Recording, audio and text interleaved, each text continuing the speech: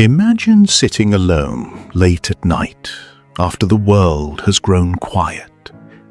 No audience, no applause, no need to impress anyone. Only your thoughts remain. And in that silence, instead of asking, "What have I achieved?"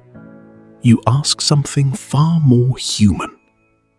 Who helped me become who I am? This is how meditations begins.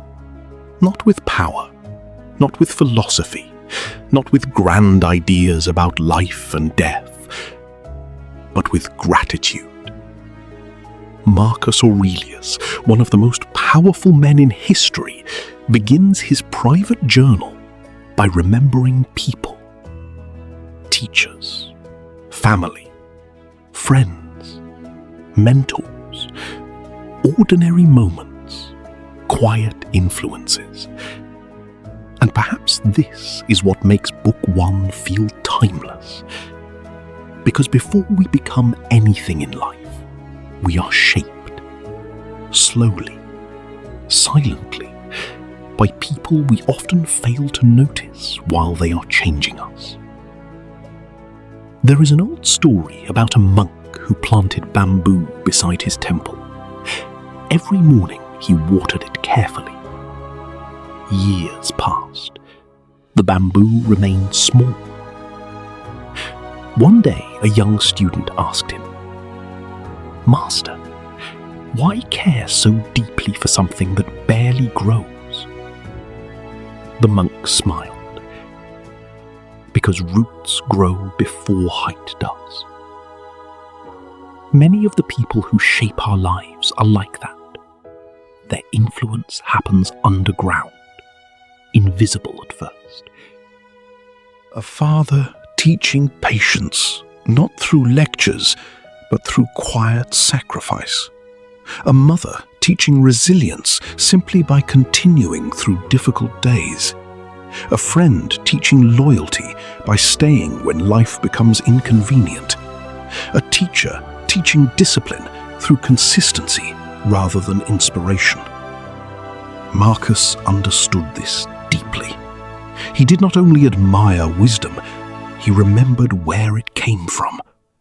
From one person he learned humility, from another self-control, from another kindness, from another discipline. And perhaps one of the greatest signs of wisdom is recognizing that we are not self-created. Modern life often celebrates independence. We admire people who appear entirely self-made. But no human being arrives here alone. Even our thoughts carry echoes of others.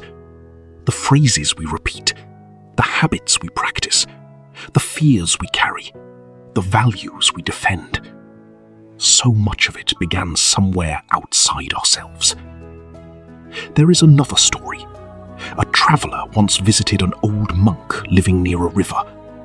The traveller asked, "Master, how can I find wisdom?" The monk handed him a bowl of water and said, "Look closely." The traveller stared into the bowl and saw his reflection. Then the monk dropped a single leaf into the water. Ripples spread across the surface. The reflection changed instantly. And the monk said, "No life remains untouched by another." Perhaps this is why gratitude matters so deeply. Not because life is perfect, not because everyone who influenced us was flawless, but because awareness changes how we carry our lives. Many people move through life only remembering pain, only remembering betrayal, only remembering disappointment. And those things are real. But Marcus invites us to notice something else. The people who gave us strength without realizing it. The people whose small actions became permanent parts of our character. The teacher who believed in us before we believed in ourselves. The friend who listened during difficult seasons. The family member whose sacrifices we understood only years later. The stranger whose kindness changed an ordinary day.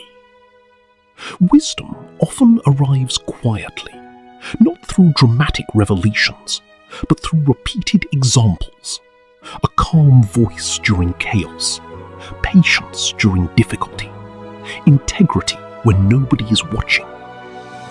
And perhaps the most beautiful part of Book 1 is this. Marcus Aurelius, the Emperor of Rome, did not begin by celebrating himself. He began by bowing his head in gratitude. Because maturity is not only becoming stronger, it is becoming aware of how deeply connected human lives truly are. So tonight, before sleep arrives, think quietly about this. Who planted roots inside you?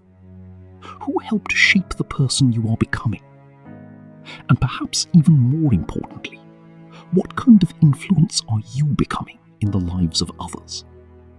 Because one day, without realizing it, someone may carry your words, your patience, or your kindness for the rest of their life. And if this journey made you reflect, write below, who influenced your life the most, and what did they teach you? Subscribe to Why We Think, and together we'll continue exploring the timeless ideas that quietly shape the human soul.